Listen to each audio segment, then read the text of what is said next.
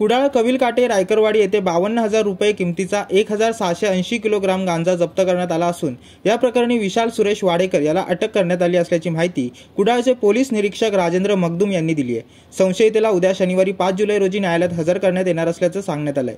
Kudal police ठाण्याचे police हवालदार प्रमोद काळेसकर यांना खास बातमीमार्फत कविलकाटे येथे विशाल वाडेकर याने आपल्या घरी गांजा विक्रीसाठी आणल्याची खात्रीलायक बातमी प्राप्त झाली।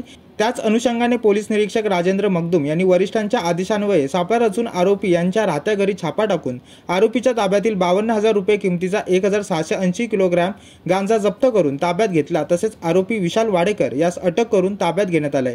सदरची कारवाई पोलीस अधीक्षक डॉक्टर मोहन दहीकर, उपविभागीय पोलीस अधिकारी विनोद कांबळे यांच्या मार्गदर्शनाखाली पोलीस निरीक्षक राजेंद्र मगदूम, पोलीस अंमलदार प्रमोद काळेसकर, कृष्णा केसरकर, संजय कदम, महेश भोईर, समीर बांदेकर, गणेश चव्हाण, योगेश मांजरेकर, पद्मिनी मयेकर यांनी केली आहे। कुडाळ पोलीस ठाण्यात स्वतंत्र असे अंमली पदार्थ विरोधी पथक स्थापन केले आहे। माहिती देणाऱ्याचे नाव गोपनीय ठेवण्यात येईल असे पोलीस निरीक्षक राजेंद्र मगदूम यांनी सांगितले। पंकज मडिये, जनशक्ती, कुडाळ।